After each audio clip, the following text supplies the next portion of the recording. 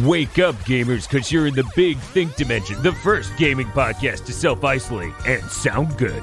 Featuring KZ Excellent, I think video game good. Dan and Bob Video Game, You see that mountain? You can self-isolate on that mountain, Bob. Oh, thank God. and Mr. Feel. Please don't disappoint me by dying too soon. Here on GigaBoots. So, we're just gonna get right to it. No bullshit this time, ladies and gentlemen. We are gonna get right to the thing you came here for. Mr. Feel, tell me about your week in spam. Well, this week in spam, you know, I was at the crossroads of destiny. I Uh-huh. had two choices. Yeah. I could crack open the teriyaki spam, but I assumed that that wouldn't shine unless I made some kind of stir fry, It would have harmed you. and I didn't really feel like going to all that effort at the moment. Okay. So I cracked open the spam chorizo flavor. Ooh. If you don't know what chorizo is, it is a extremely high-fat pork sausage. It has a lot of seasonings. It's a little bit hot. It's very heavily spiced. The most common use for it is like you can squeeze it out of its tube. It comes in a tube most of the time. Sometimes sometimes they'll case it and give it to you, but inside the casing, it's still like this soft, high-fat sausage. So you squish it into a pan and you mix it with scrambled eggs. That's the most common usage. Yeah. If you want to pay $18, you can get a dry chorizo from a deli. You know, if your stimulus check came in, you want to live it up with this thing that I personally don't suggest you eat because it's not that phenomenal. You pick up that, get that stimulus check so you can get a pub sub. That I do recommend. Yeah. But so I had it with eggs. Mm-hmm. It tastes a hell of a lot like chorizo. Huh. Wow. Like it's like. Meanwhile, the other two, the bacon and the hot and spicy, both were real weak. This tastes like chorizo with the texture of spam. That's fucked up, man. Yeah. Oh, Need to find some of that. Sounds like it would be good. I hate you, Feel. Now I'm gonna have to try spam chorizo? Chorizo spam? I don't need It's that. pretty good. I still don't know if there's like a niche this product fills, or it's like because it is more expensive than an equivalent amount of chorizo, I believe. Yeah, that It's got checks the out. brand on it, though. The brand So of spam. I'm not. Yes, that's brand power. The serving suggestion on the can was somebody eating slices of it on bread with an egg on top and then slices of avocado. So maybe you can try it like that. That sounds like it'd be all right. Yeah. Bob, What's up? we're doing this spam bit, and it is a truly desperate thing. And with desperate times, I have to ask, are we gonna go ritzy with this? Will you ever try some steakums for this podcast? No, because fuck their social media manager. Oh, I wasn't aware. Whatever. We went to Wendy's. Why are you plugged breakfast into menu. every bad social media thing? Because I have 23,000 followers. God, I love to win. Well, KZ, you can't argue with the stance like that. When was the last time you lost at Mario Kart and you said, good? Winning feels good. Can't say it came up. We need to do that more. 100%. I don't play enough Mario Kart 8 Deluxe. That game is exceptional. Bob, tell them about your spam. I didn't really do anything unique this time. I diced it up and had it with eggs again. Nothing too fancy, but I diced it a lot more finely, and it worked better that way. Like, How fine was it? it was what was that? Like, maybe each cube was like 3 centimeter diameter, something like that. I'm American. Give that to me in American. Yeah, please. I don't know.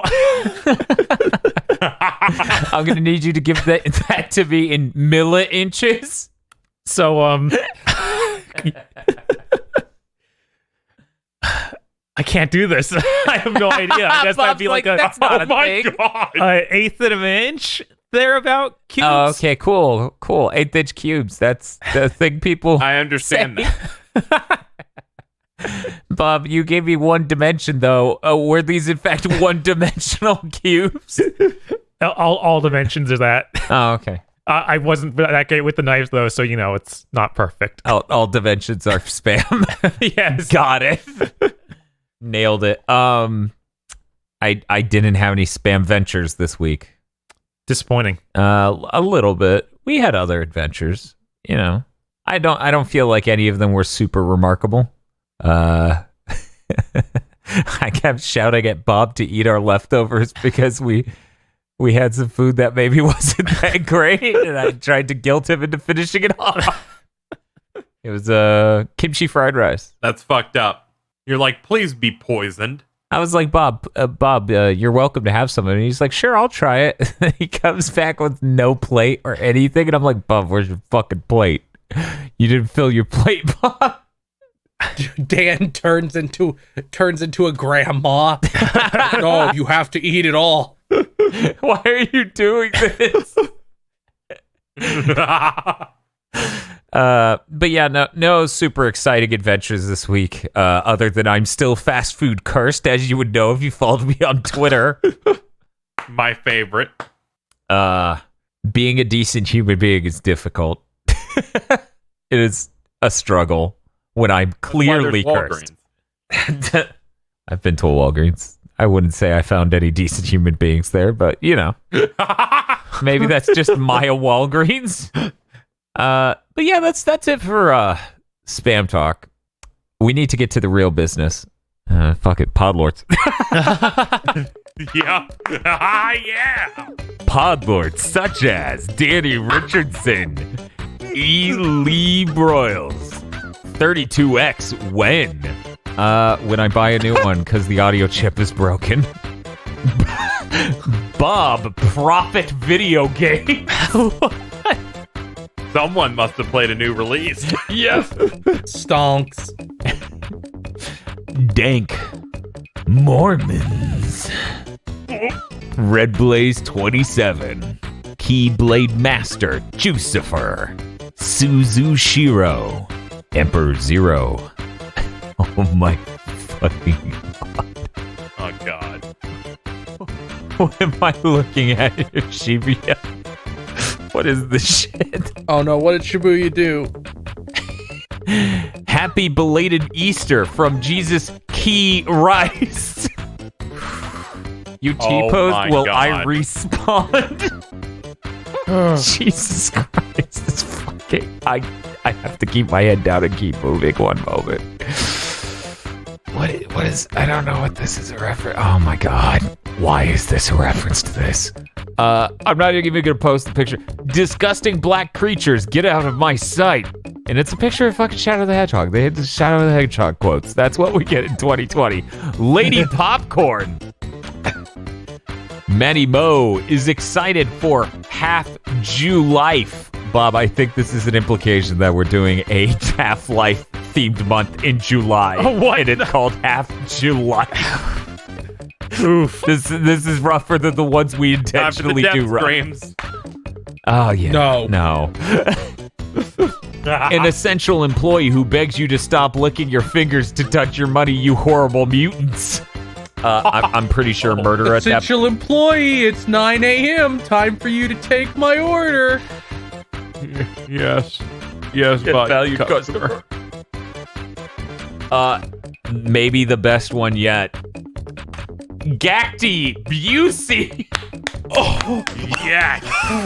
Nothing will forestall his return. Nothing will forestall his return. His face. The gift of the Busey. His face literally makes him look like RoboCop. Yes. Oh my god. Nothing is funnier to me. I'm gonna say this. My favorite Busey ones are every time he opens his mouth. It's a trap. Those are the best ones. 101 Shades of Motivated. WTF Spider-Man. Mr. I Like Bacon. Modern Wizard. When you womp away, you don't hear me say, please, oh baby, stompa. Bob Toasters had no time to make a new car knife pick. Stay safe and healthy. And it's the same one from last week. I appreciate it. It's still a really good image. What am I looking at? Podlords really went off the rail at some point. I gotta tell you. No way. I think it was when the Busey era started. It's when the arms race began. Video Games, a GigaBoots musical featuring the hit songs Do You Hear the Podlords Sing and Giving Life a Chance. And it's a picture of like a Hollywood star, but it's me on top flexing, and it says Video Games. This is insane. Featuring an entire song sung by me in the movie suit voice. Because Maybe the that's- maybe- Candyman can. Oh my god. Maybe that's the antagonist. Raw. Maybe movie suit is the antagonist. That's fair. That's fair. Good spamming. Show my picture, you cowards. Why did I have to see this? This is funny as hell. so She's hoarding wonderful. spam. Oh God, that is spam. That's the best part. And is she also KZ? I don't know why she gets a Pinocchio nose. I don't understand it. I played the Because she has that sprite where she has the Tengu nose. Oh, I thought that she had a Doug character added onto her face. No, that's that's a character from Danganronpa 2. She has one expression where she like grins real big and her nose becomes lost. She does have a Roger I don't know energy. why she has that sprite. I've never have understood it. I just kind of go, man, that's kind of quirky. Should have escaped.exe. God damn it. Stop pandering to Dan. It makes me have to edit.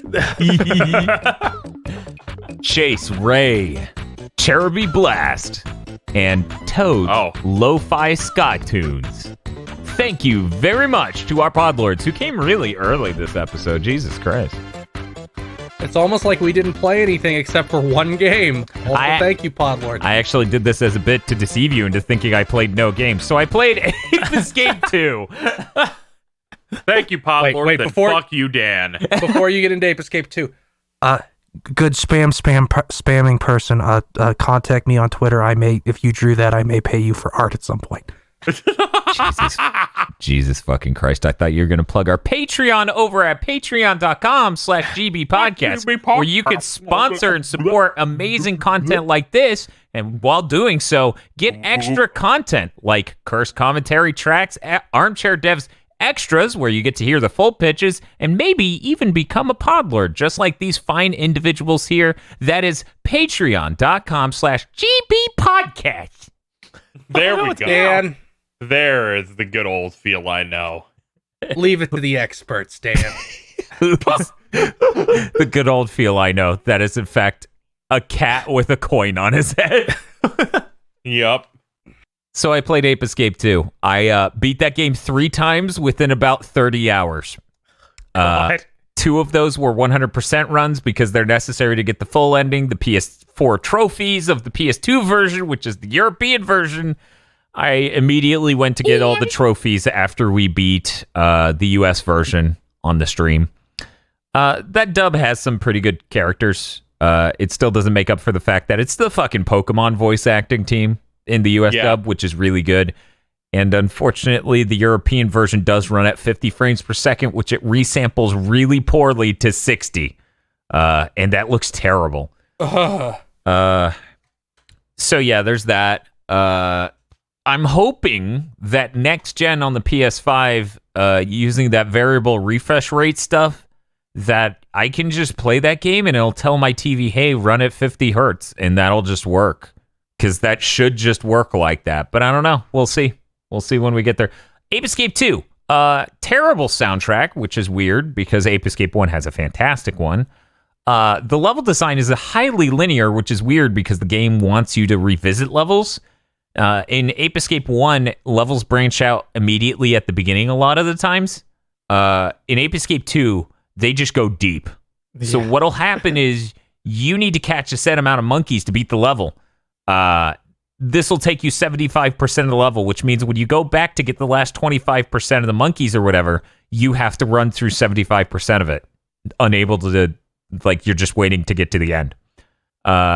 Still a rather delightful game, but I don't think it's an improvement over 1 overall. just because the plot's kind of not as good as 1. And it doesn't. Got the Freaky Monkey 5 though. Yes, that is a point against it. Good point, Casey. See, the Freaky Monkey Find it has a couple good characters, and then it has the Gluttony Monkey who has jiggle physics on his nipples and belly button, which is an outie, and he wears a sumo strap or whatever you call the sumo suit. It's pretty fucking gross, and I stopped playing that game originally because I had the worst luck in the world. See, there's a gacha thing where you can randomly draw comics from a machine, and it's just like, okay, doing random rolls. Are you going to get a comic? Are you going to get music from the game? Are you going to get whatever? I randomly pulled the comic where they made a joke where a banana farted, and then immediately after that, I fought the gluttonous monkey, and I'm like, okay, I'm good. I don't need this. What are you talking about? It was real bad.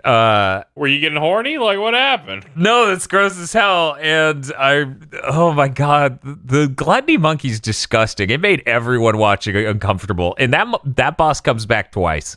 Once wasn't enough. But Ape Escape 2, the animations and stuff look amazing.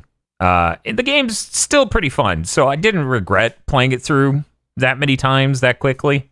I think it's a shame the level design is so deep in linear, and that makes it a little rougher to go back and 100% each level. And the music is just, it's like a real 6 out of 10. Whereas Ape Escape 1, I would literally give it 10 out of 10. That soundtrack is really upbeat, super fast, very original sounding, and very exciting. I like it a lot. I'm hopeful for Ape Escape 3, though. Oh, and it's worth pointing out here, we hit our stream goal for Ape Escape 2. So at the end of the Ape Escape 2 stream, we had to play PlayStation All-Stars Battle Royale. I forgot. That game, I knew, like, detached from seeing it, how that game works. But seeing it in action is insane. Why does that game exist? What's the point of a fighting game where only your super can kill them? I think Sony asked the exact question you did after developing the whole thing, and that's why that studio was shut down. But it makes it different from Smash Bros. I still think it was funny back in the day when they put out trailers and they put Smash Bros in the tags. I didn't even know that. That's hilarious. Yeah, people I think that was when they finally started hiding tags, but people just run scripts so they can just see it anyway. Yeah. Man. What's up, Bob? It's just that whole game. It's so bad.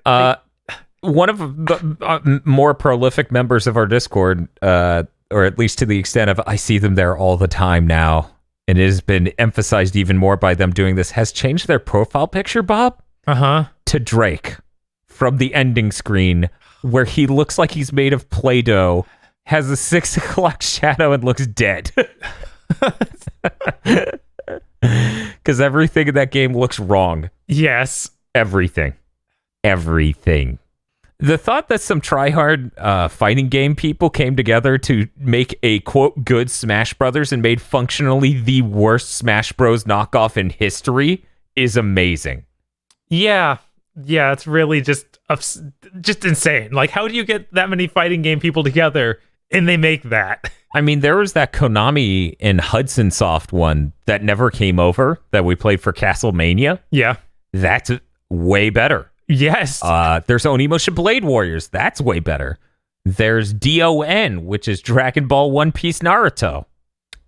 DON Stadium, I believe it was called. That game is miserable. That game's miserable. It's better than this. Yeah. Don't worry, we'll have other Shonen Jump related things to talk about soon. No, we won't. Thanks, Virus. Everyone's like, Jesus, Dad, that's a dark joke. And I'm like, what? Money's important. It's in the news this week. News. I thought he meant content as in the Bleach podcast. I thought this was dangling the harbinger of death over my head. I'm talking about I'm talking about gaming news. You heard Dan, everybody. He challenged you. Own him. Don't own me. Own him. Pay me. People doubt that I want to do a Bleach podcast. How wrong they are. Yeah, I know. People assume some weird shit. I think Bob Bob, owner of swords, does not give a shit about Bleach. Bob, how much Bleach do you own again? You get us to the Bleach podcast, you will be number one. God. I don't like the tone of what he just said. One of the most iconic character themes in all of media. Yes. Not maybe because it's intensely bad, but still. No, I'm gonna beat the hell out of you. This is the darkest take you've ever had. It's terrible, but it's fantastic. KZ, I love it. It's terrible. No, that song's It is wonderful. that's a good song. That's one of the best songs from that show. You know that, and the other one where like she talks about cooking by the book, and then that rapper shows up.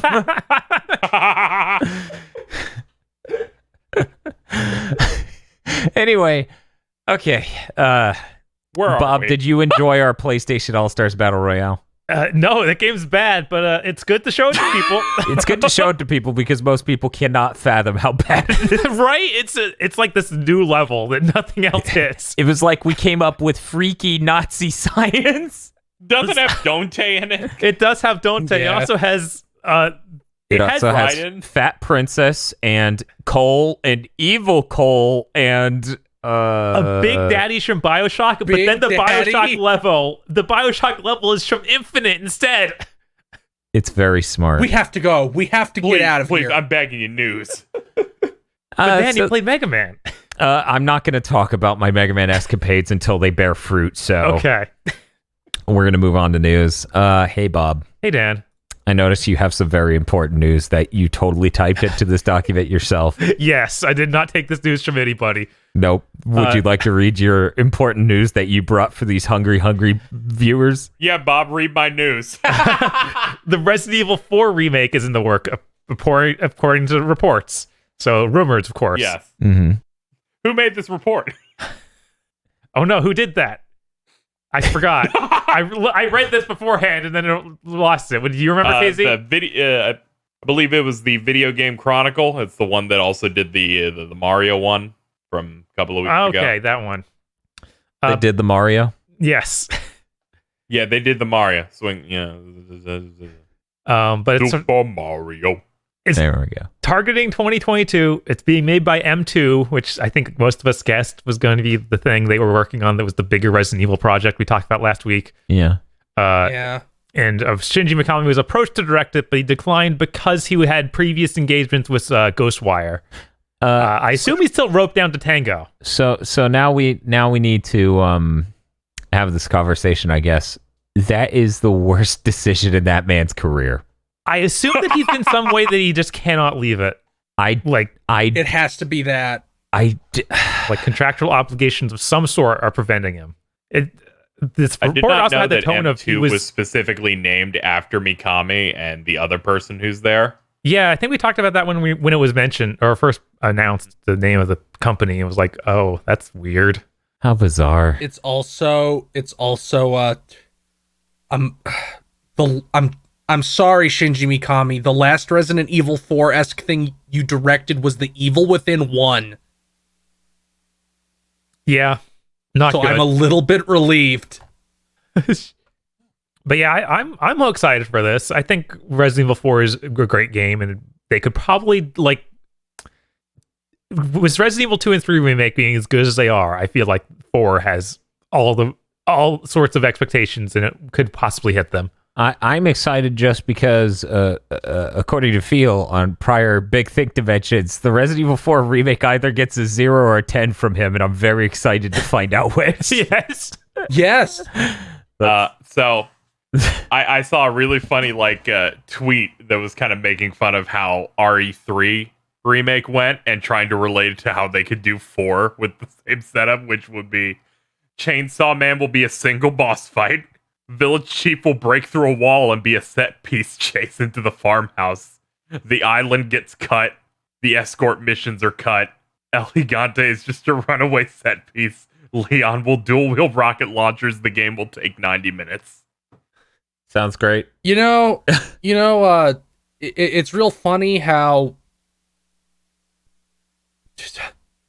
if you're using RE3 make is evidence for anything, you're an idiot. I'm sorry. Yeah, I'm the post sorry. was a They joke, remake but a game yeah. that was notably bad. Well, I've seen, like, first of all, RE3 Remake probably wasn't greenlit until they looked at RE2 Make and were like, oh, we can just do 3 with almost all the same assets. I think a lot of it getting greenlit was absolutely dependent on that. Also, Resident Evil 3 isn't the most prolific game in history. RE4 is on every single platform to have ever existed after its release. Even phones. They're not going to make it a 90-minute game with half of it cut.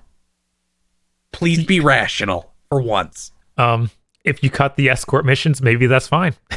Well, you can no longer tell her to go in the dumpster. RE4 has the least offensive escort missions in history. Yeah, you just say, bitch, dumpster, and she jumps in, and then you just start dealing with stuff. Seriously, though, Mhm. RE4 was the best third-person shooter ever made when it came out. I want them to attempt to make that true again. They don't have to actually succeed. I just want to feel like they tried. Yeah, given M2 focused more on making a more action-esque Resident Evil, it seems like they, Capcom was like setting them up, like getting them trained so that they can knock this one out of the park. As long as he can round kick a zombie's head off, I think they might succeed. Yeah. I saw a tweet that was gaining some traction, and I thought about quote retweeting it, but I stirred enough hornets' nests over the last week talking about things. Yep. Somebody out there is making a tweet that gained some mileage where they said, it's because of people's initial reception to Resident Evil 2 and how annoying it was to have the person follow you the whole time that Resident Evil 3 structured Nemesis in a more scripted manner instead of it being dynamic. No. And I'm like, you're fucking stupid.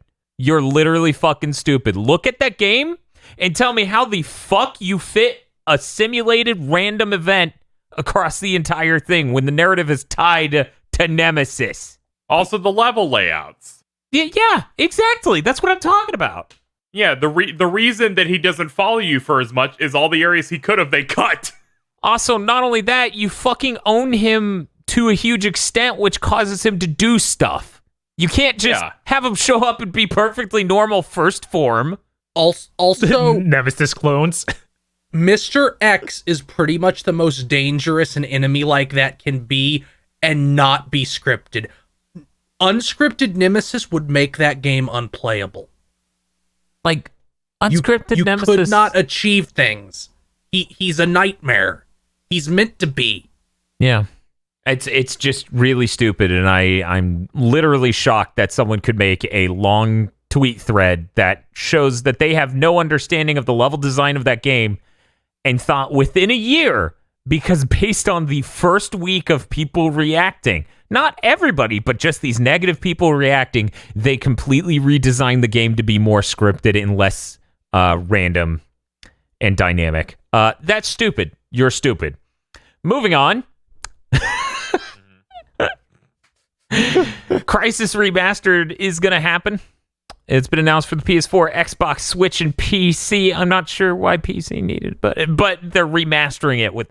They touted some upgrades on PC. Yeah, they're touting Like them for most optimization. versions, but not like saying that every feature is going to come Dan, to is all of Price them. is a good video game, or is it just because it's really hard to run? Is that it? Is that all it? Imagine it's somewhere in between. No, it's the latter. It's a pretty good video game that does some neat tech shit, but runs like ass. Yeah, that game's cool. I can't wait to see it on Switch. It's being ported by the people who did the Witcher port, so it's in the best hands possible. Godspeed to them. Right. I'm super interested in that version. I need to find a way to check it out, because I'm certainly shit not buying it. Who's publishing? Maybe we can get a review copy. I mean, that's a good point. We might be able to. I think Crytek may be their own publisher on this one. When we have a review copy, we do a check channel, and we're gonna eviscerate this version of the game. We do it. Actually, for the Doom 2016 thing, I was really positive in our video. Like, you guys can go watch that. I was shocked that it ran it that well. So Yeah, on the Switch. It looks really sharp. I was surprised. In fact, it got updates since it came out. Looks even better. Anyway, so that's really cool. Crysis is a neat game. It's like sandbox fun, and then certain levels happen that maybe aren't sandbox fun. Yeah, I think Crysis is the game I enjoyed playing the demo of repeatedly, but I don't think I'd ever buy the game. Here's what you do, Bob. You buy the game and then you just keep starting a new file. It was like the Far Cry 1 demo. Very impressive. Yeah. I wanted to talk about the Ps1 Digital Hdmi Mod is coming along great. One of the complications with getting good video out of the PS1 era is that some games are 480i and other games are 240p. And games will actually switch between these two resolutions. So if you go look it up, people who do Chrono Cross videos have problems with this because the menu is 480i and the gameplay is 240p. This digital HDMI mod for the PS1 fixes that, and it transitions between the two video modes in like 2 frames, maybe 1 frame. So it's completely seamless, looks sharp as hell because it's completely digital mod. Progress on that's looking great. They say they're going to release it sometime soon. You're definitely going to hear more about that from me when it's out, and I will do a stream and we'll be like, this is good, or maybe it's terrible. It's probably good though. It's exciting.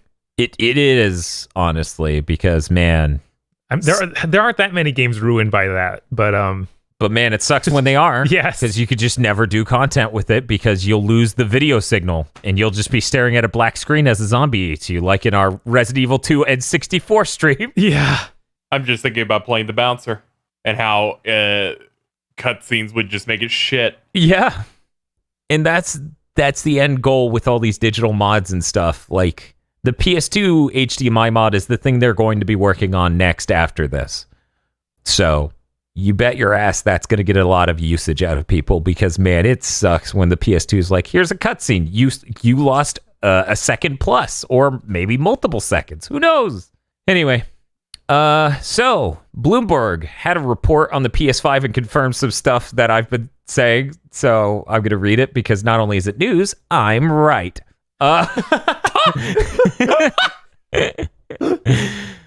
Big Sicky did in fact affect the PR plans for fucking... I cannot believe you. What? Because I've heard this twice today. Hey, here's some news. I'm right about all of it. I've heard it from you and Greg Miller.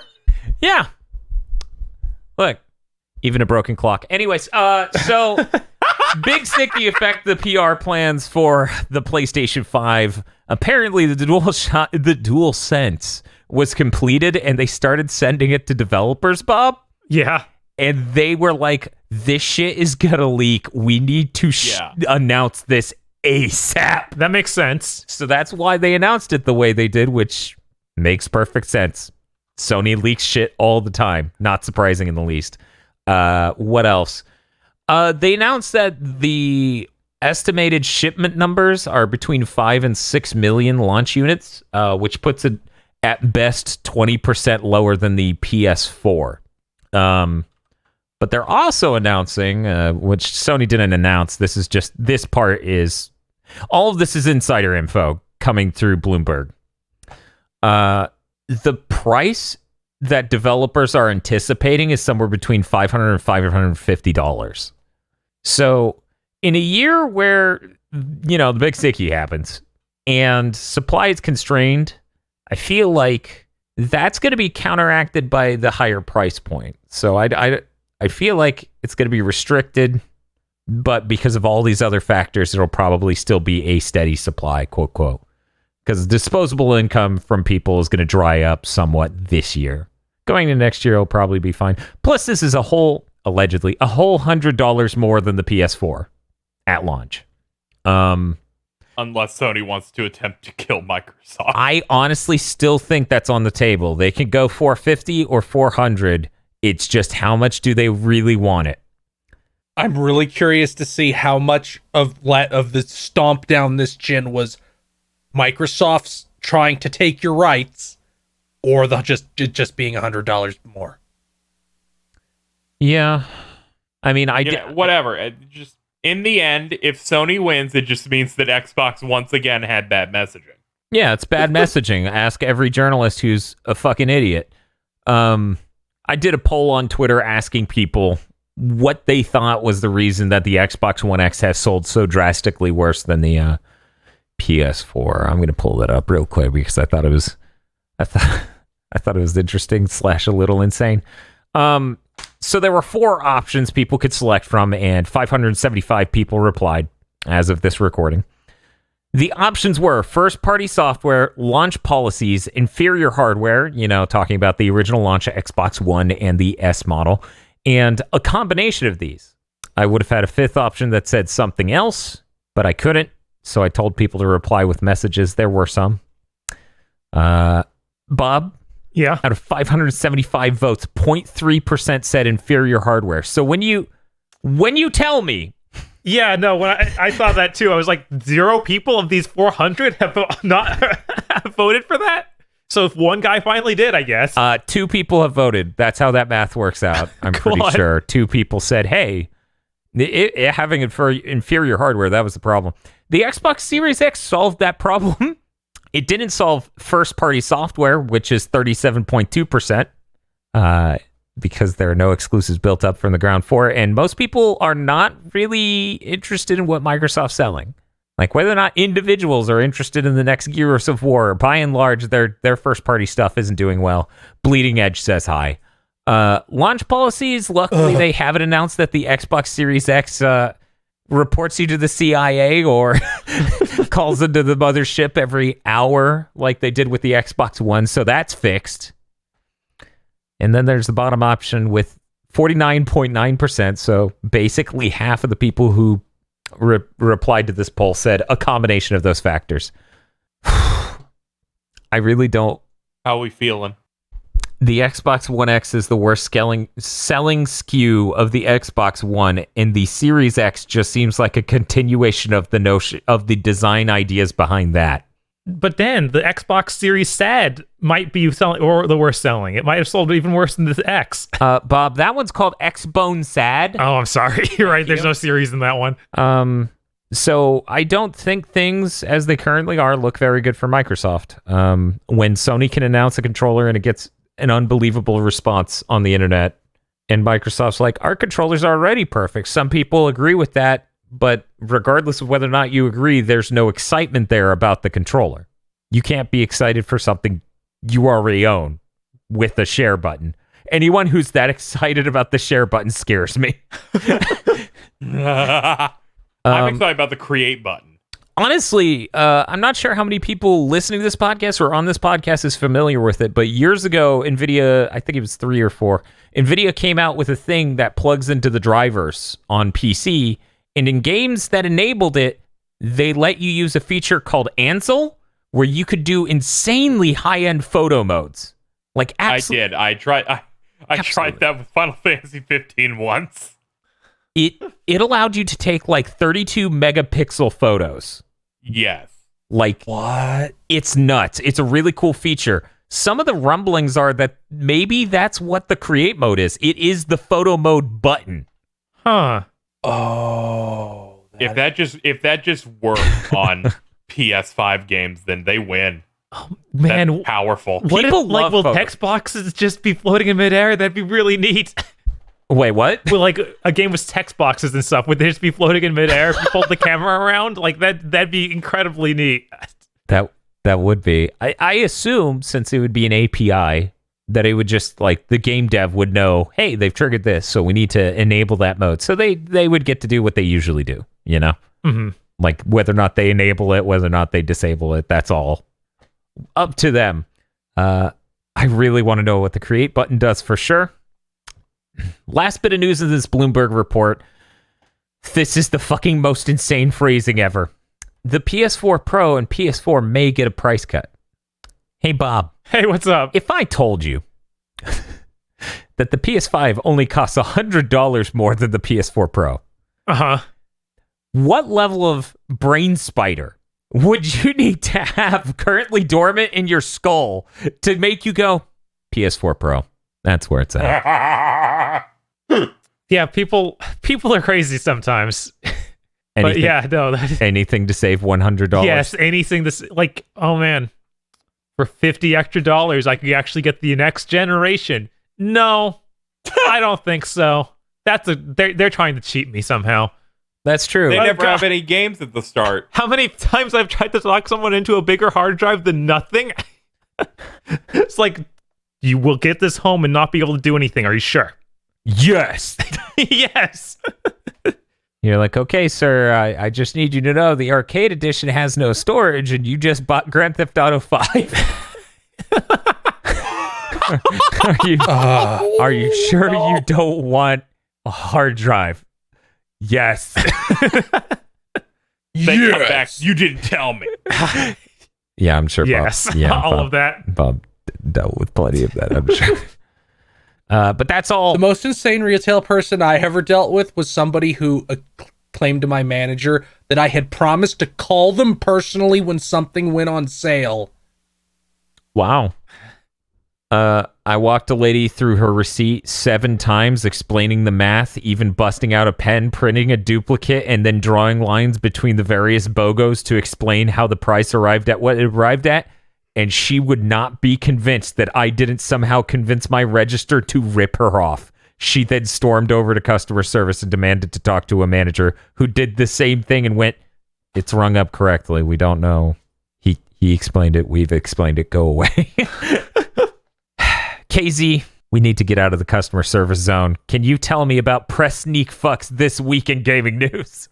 Of course. We got a couple of things somehow.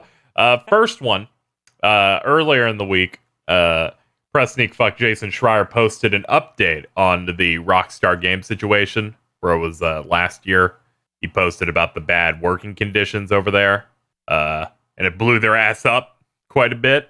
And he talked with some of the employees as a follow-up, and they said that things have started to change the general attitude over there, where it seems like they're trying to make things better, where it's like not forced overtime anymore. But if you go in, you're getting paid time and a half. Their contractors are just now full-time employees now. Stuff like that. But of course, they're not at the phase of game development where there's a crunch that needs to happen. So it's something that we don't know if they really have improved, because the major thing that they would need to improve, they can't even not do it yet. So that being said, a lot of the workers there are optimistic and going, I'll give it a chance for now. Where they're like, we'll see. But things Rockstar seem said fine. they wouldn't hit them anymore. Nice. That's what happened. But what about all those rumors that the Grand Theft Auto 6 is going to be a launch title on PS5? Are you telling me people just randomly made stuff up? That is the most fake ass shit. Yeah, I know. Next, you're going to tell me Square isn't making Chrono Trigger 2 for the PS5. Yes, but it'll be a remake of Chrono Cross.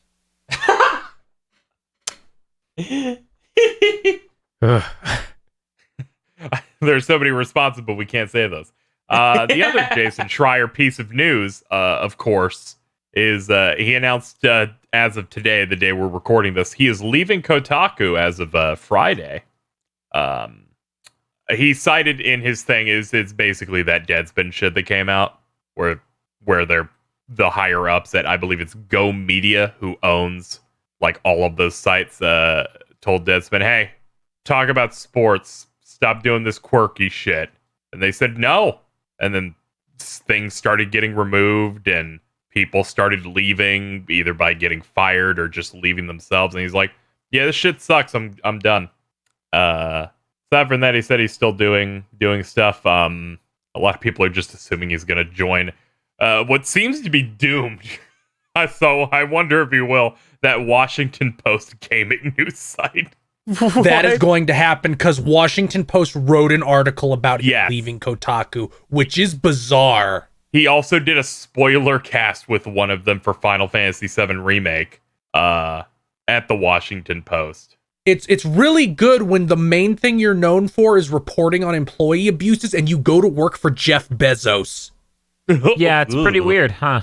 Yeah, but that's pretty much it for that. I've never heard the Washington Post gaming thing, which apparently is called Launcher. They always come up with such great names, don't they? reminder when what the fuck is his name? Waypoint, before they fell apart. Austin Walker? Yeah, Austin Walker. Reminder that when Austin Walker was trying to start Waypoint, the executives recommended both Token to his face, you know, the black man, and Bazinga. Bazinga.zone.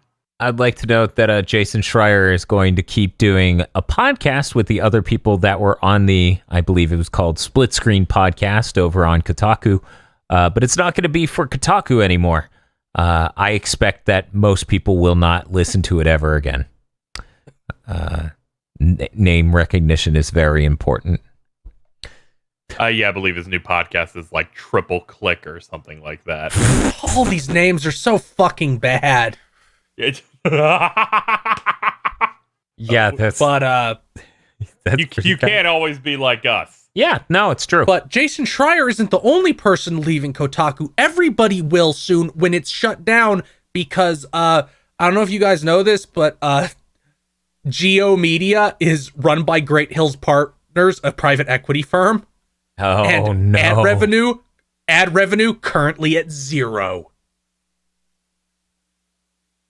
It's In fact, I wouldn't be surprised if this move is partially because the future is dark over at Gawker.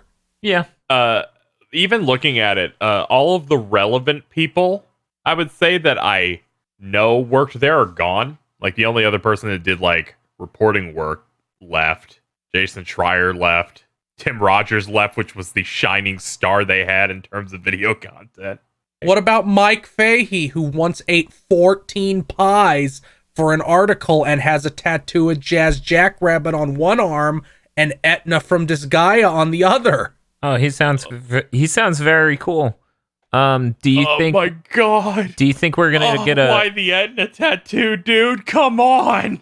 Do you think we're gonna get a D&D podcast with Anthony Birch and Jason Schreier? Do you think we're gonna? I forgot Anthony Birch was alive. What? Isn't he doing a D&D podcast with Freddie Wong? Is that right? Yes. Okay. Yes, that is correct. That is a real thing. Or Freddie Wong. It still sounds fake. It sounds like it's one of those podcasts when someone tells you it's a thing that's happening, you're like, no, you made that up. Like that's how I felt when I heard that. I'm like, what? That's what I would have heard if you would have told me when we started Big Think Dimension. Yeah, we're gonna start beef with David Jaffe, and then Dan's gonna appear on his live stream. Dan's gonna make, which it wasn't exclusively Dan, but jokes about David Jaffe might be into giantesses based on his comments in this YouTube video, and then have to go on his thing and explain, no, that's fucking hilarious, and he's like, yeah, that is fucking hilarious. Yeah, I'd fuck a giant green woman. Yeah. And I'm just like, this is a good time. That's pretty cool. This is pretty cool. You're right, David Jaffe. We both have so much to learn from each other. What if women are green and giant and fuckable? Thanks, David Jaffe. You've really expanded my horizons. Anyways, KZ, I nearly died when I saw the fucking Jump Force news, and I don't believe you. Has anyone else... Has anyone else debunked real news? It's real. Ladies and gentlemen, one of the big hits of recent memory was the iconic Jump Force. And they've announced Jump Force Deluxe Edition is coming to Switch in 2020, as well as a DLC character from My Hero Academia, Shoto Todoroki, as well as a second season pass. Even more characters can look like that. It's the anime version of PlayStation All-Stars Battle Royale. Look forward to it. There will be characters from Hunter x Hunter, Yu Yu Hakusho, Bleach, and JoJo. Those are going to be the ones featured in the next season pass. I'm afraid for the Yu Yu Hakusho one. I think the Yu Yu Hakusho character is already in there is less horrifying than most because they're more already closer to human proportions. So doing that to them isn't as horrifying as some things. Yeah. The game footage on Switch looks like it's running at like 10 frames a second. Oh, they have game footage out? Are you fucking serious? No, why would they do that? Part of the trailer, I'm pretty sure. Oh, yeah, I'll send it to you. I'll post it right here. Don't put that curse on me. Don't do it. There it is. I'm not clicking that, but I am mentioning, hey, Bob. Hey, Dan. In April of every year, they have the NAB, which is the National Associations of Broadcasters convention, where they announce all the new camera shit, right? Yeah. They're going all digital, and that shit's happening next month. Oh, okay. Apparently, Gamescom is doing the same thing. When's this digital event? Give me the skinny, Casey. They put out a thing saying, as they mentioned before, they said they were going to wait till, I believe, now to weigh whether it would be feasible to do it in the current climate. And they're like, nope. So we're going to instead do a digital event. And that means, they'll be showing off some new stuff. They'll do that opening night live thing that Jeff Keighley hosts. This would be a nice position to hopefully maybe shake the arms of developers and maybe say, hey, E3 kind of sucks. Do you want to just do our thing now? Yeah, I mean, I think this is an obvious place for Sony to debut more stuff about the PS5. Who knows if they'll wait that long, though. Yeah, I feel like they're going to do something before this, and then this is going to be the big, here's some games. This is going to be the big, literally carrying a shotgun out onto the fake press conference stage to be like, it's $400, and then load it into the air. $399 and then they leave. And then Microsoft's like, due to part shortages, it's $800. Oh, no. Wow, that doesn't even begin to Get make us some. sense. Yeah, sign up for your contract, Get your contract phone box. Jesus Christ. Yeah, this footage is rough. I hate you. I didn't need to see this. What? What's wrong? Everything. So we're moving on. Okay, so 2019's hidden gem, Days Gone. Hashtag Freaker Gang had a fake listing on Amazon for a PC version. I kept it in the news because I'm a bastard. They put so many fake listings. Yeah. It was hilarious. I thought it was funny. Days Gone was the first one people found, and then I saw a bunch of people going, guess Sony can't keep these exclusives. I'm like, fucking, why would they want to keep this one anyway?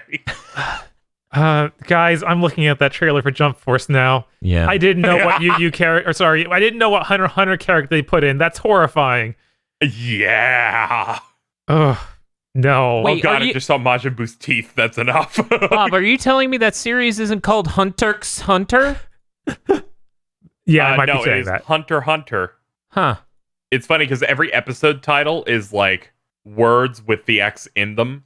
So it's like breaking the X wall.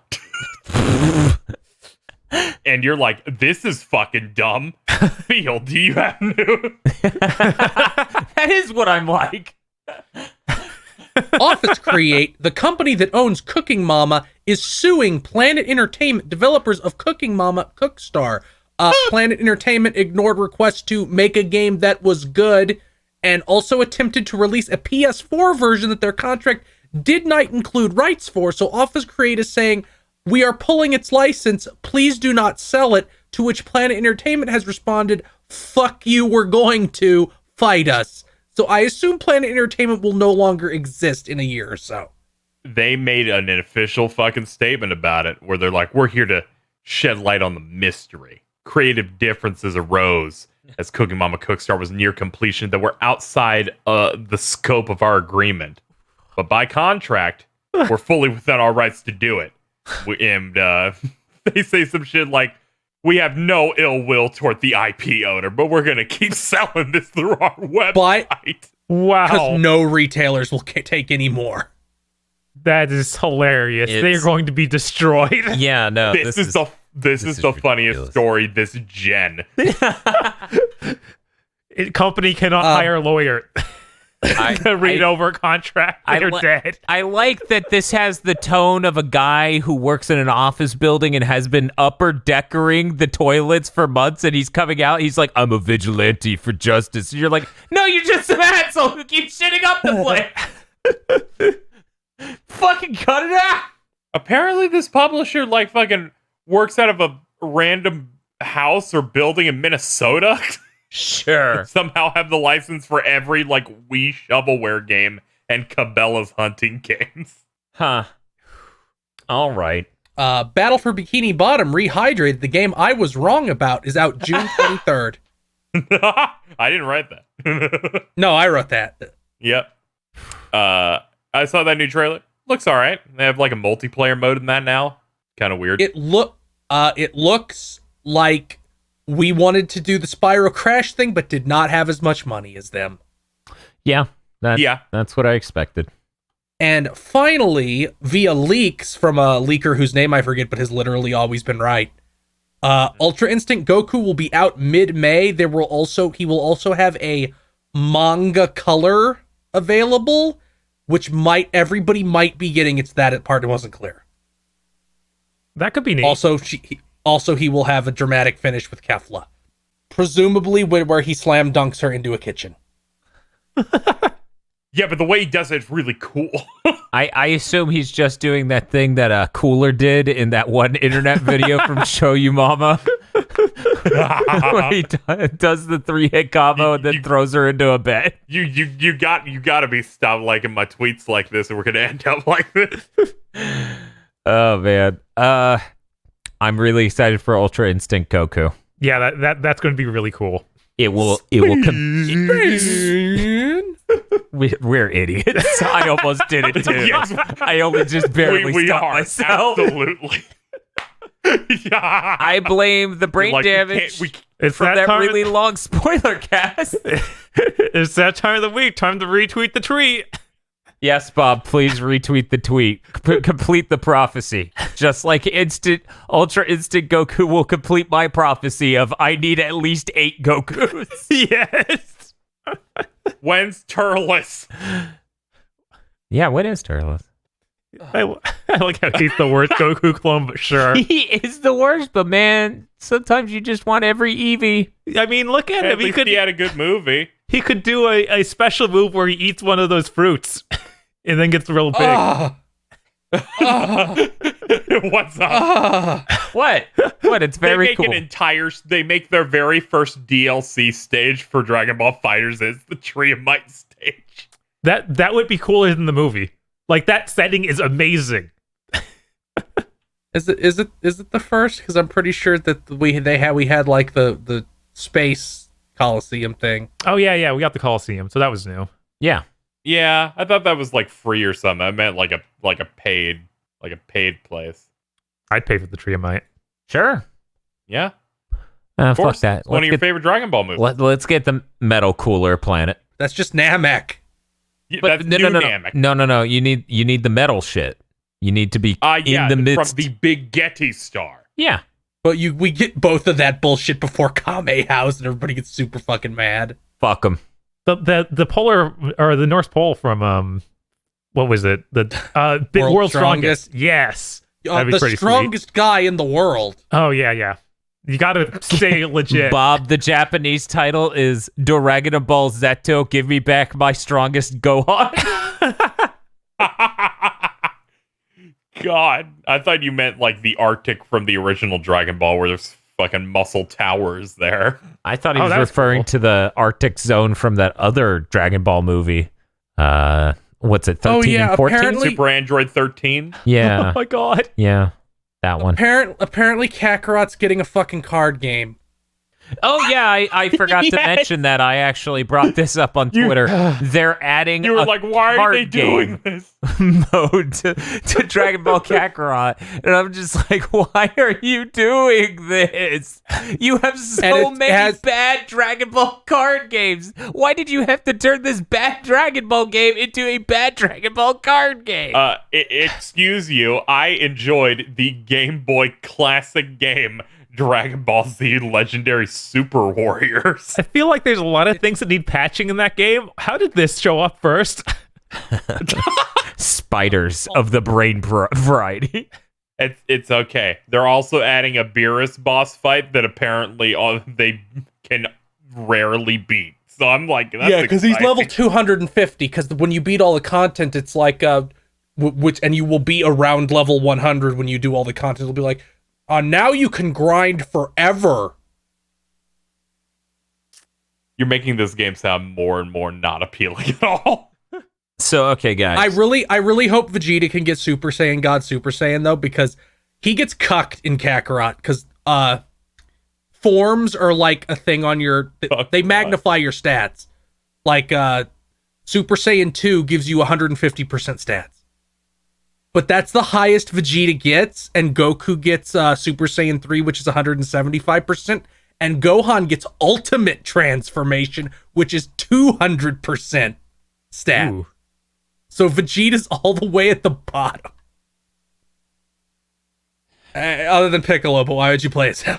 Well, I look forward to this content coming out and for Field to have played it. Me too. No, I fucking threw that thing in the fucking GameStop. Time to go dumpster diving. So since the news segment was really short, I have a theoretical question. Oh, God. Bob, What's and I'm up? going to ask the other two this as well. Say the PS5 isn't PS1 or PS2 or PS3 back compat. Okay? Okay. That's unfortunate, right? Right. But what if it's PSP back compat and Dissidia Duodecim is day one? I mean, that'd be amazing. What's the what if here? Is there some question of whether or not that game is amazing? Is that an okay trade? Are you just like PSP only, or are you just like this is fucking awesome? Like, which of those two? Is it both? I think it would be literal insanity. Like, I would be looking at them cross-eyed, like, how did this happen? How did you get that? I do have to wonder how we came to be, but also I would go, just PSP, not even Vita? Well, yeah, they don't have a back touch. Be reasonable. Oh, okay. You're right. There is no back touch There's there. no back touch. PSP only. So So no, that's not as good. That does not compare. Finally, we could do your death stream of Daxter. I had never once had the thought that I should do that, and yet now it's in my brain. Eventually, now that I've gotten you through Kingdom Hearts, I have to get you through every Jak and Daxter game on stream. I'm okay with that for exactly one game. Yeah, I know. 2. Why is Daxter like 7.5 hours long? What's the problem, Bob? Why is Daxter 7.5 hours long? That game looked like it wasn't even a full game concept. No, it's a full game concept. What the fuck are you on? It was a PSP first-party title. It's a full fucking game. Of course. What the fuck are you on? It's not like it's. But that's great. If we do this, you will have 6 Jak games to play. You'll have Jak and Daxter, Jak 2, Jak 3, Jak X Combat Racing. I'm actually excited. Daxter. And then Jak and Daxter, The Lost Frontier, the Jak 4 that's real bad. Yeah. It's real bad. Yeah, It's I know. upsetting that It you want that makes now. no bad. sense. I played through all of it on the PSP even. It's funny that like Sony on the PS1 generation going to PS2 is like, we don't own any of our important IPs. New IPs with these studios, and then going to PS3 and PSP, Bob. You think they would learn the lesson to respect their IPs and culminate a large... No, they're like, No. Jak and Daxter's the last gen IP. Fuck it. Here's a trash version. They didn't do that with Ratchet and Clank though. I didn't even play that. Secret Agent I looked Clank. up what happened and got upset. Yeah, but that was. They also made Ratchet and Clank Size Matters, which was a perfectly acceptable portable version of that series. Is it that good? Yeah, I played it. It's lesser, but it's fine. Okay. They even Played played it, that but to have PS2. zero memory of anything in it. But guys, the important thing is we have to wait till they add PSP support on the PS5 so I could get trophies while doing these streams. Now, Sure, Dan, I'll to take answer- you through Persona 3 Portable. To answer your question, Dan, one that would be insane because the PSP can play PS1 games. It can do that through a very specific method. It's not an emulator, it's hardware level, kind of like the PS4 is on the PS5. It's super weird. That's why, man, it's fucking... God, Two, this shit's- I would. Go I ahead. think I would just be mad. Like I would legitimately be like, I'd rather have nothing. No, I want it. I would not be able to. You put the effort for this, but not any of the others. No, I sweep it off the table. No, I need it because this is a way for me. Like, I'm sorry, I only play good games on my PS5. Shows off Crisis Core with Gacked. I mean, the thing is, You like... have to hack the PS5 for that. No, the PS5 is going to have a UMD slot. Yes, that's what I'm assuming. It's going to have a UMD slot because I thought the payoff here is you grab your PS5 and go. No, see, you have to buy the special wired controller that has the UMD slot. Oh my god. Like a VMU. They're like, we even made it the analog stick extra shitty. Yes, it only has one. That is incredible. For me, if they didn't do like a renewed back compat for PS1, PS2, PS3, I literally would be more copacetic with that just if they launched with like PSP back compat, because PSP is so screwed. Like no console from Sony has ever played that, and they seem not interested. I would be thrilled to get to play Dissidia Duodecim in 4K. That would be delightful. So I'd be okay with it and hopeful that more things would come down the line, right? I would be hopeful. It would at least show that they It's a very have an strange interest. hypothetical you've come up with. But at the same time, it's like, dude, how do you not have PS1 working? What? I don't know how we went this whole gen with no PS1. That's weird. It's insane. That's real weird. We have PS2. Sometimes it's good. Other times it isn't. They have PS2 support. They shocked the world with like, we're doing it, and then they stopped doing it. Yeah. And even though they released more games than Microsoft, it's just not as good a solution, and they stopped doing it. Yeah. It's real frustrating. That's how that works. They didn't peg it as a big backwards compatibility thing, so it doesn't get good press either. Also, you can't stick a disc in and automatically get credited for it. Right. So that's already a big negative. You can't put in your copy of Dark Cloud. I really want to play Dark Cloud. By the way, forgot to mention this earlier. Ape Escape 2 does not have a platinum. Why? I have no idea. You have to play it through like 2 times, 100%ing it just to get all the trophies. Other PS2 games have a platinum. What the fuck's with that? Sony, Riptide GP2 has a platinum. Let's stop talking about Riptide GP2. Okay. I'll stop. Okay. Dan, Yeah. what you got going on this week? Thank you for asking, KZ. We're doing more Ape Escape stuff, of course. You know, Ape Escape 3, Ape Escape on the Move, or as it's called on the PS3 trophy listing, Ape Escape Trophy Set. That's the name of the game they wrote in. They're very good at Pretty this. good. Pretty good brave title. Yeah. And then there's a fringe possibility we'll check out things like the Ape Escape on the Loose, which is the PSP one where our main character Spike is voiced by Zim from Invader Zim. I don't know why, but he is. It doesn't match. Isn't he a Digimon? Who? What? Was No, the no, voice the, actor for Zim and Digimon? I don't think he is. You're Spike's friend in those games is voiced by, I believe, Ty from Digimon. When Dan first posted For some about reason, this, I thought freaked me out. For some reason, I thought it was Zim. I have no idea why.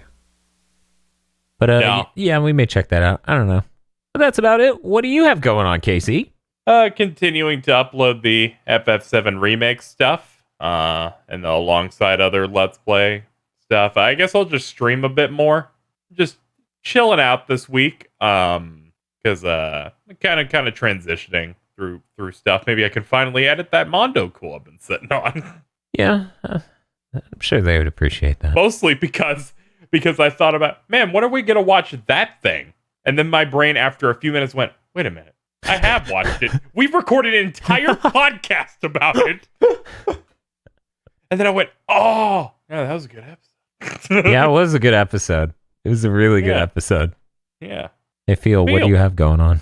At some point, I will end my Final Fantasy VII related streaming hiatus and go into Danganronpa V3 Killing Harmony, which is, I guess, is V3 because Danganronpa 3 is a bad anime. You need to watch that anime. It's important. No, fuck you. I absolutely do not. It's important. It's important to the whole scheme. I played the second game. It ended. I don't need them over explaining things to me and making me like it less. No, I need your take on this anime so bad. Oh, and we may get to try out the Guilty Gear Strive beta. Hopefully. Hopefully. But of course, Arc System Works, when they do a beta, you must go outside and stare into the moonlight for an hour straight, hoping the divine moment grasps you when you are available. The moon is just as big as the combo counter. Like, you see me, the skyline, the houses next to us, the moon is most of it. Yeah. What's up, Bob? It's fine. We'll just stop in the middle of our Ape Escape 3 playthrough and play the Guilty Gear Strive beta. I'm sure people will be fine with that. Yes, that'll make perfect These sense. apes are bullshit blazing. I need to go back to the Podlords for a second, and because I just realized something about the good spamming picture. So this is your end of the episode bonus. The store in Danganronpa 2 is full of spam, so it's actually a joke that works on many levels. Don't clap. Get out of here, Shinra middle manager. I'm going to post a screen cap of the game where you can see the spam. I'm not editing that. That's fine. You can Google store Danganronpa 2 and see it. It's there on the right. Oh my fucking god. Why is there so much? Ban. 31 flavors of stoked for all this deliciousness. Well, damn. Thank you for that context. We're ending this. Bye, everybody. Have a great day. Thank you for listening to this episode of The Big Think Dimension. If you would like to support the GB Podcast Network, head on over to patreon.com/GB Podcast, so that way you can get exclusive behind the scenes on stuff, other content. There's a lot of content. It's basically non-ending avalanche of content. So head on over there, become a $5 backer or a Podlord today.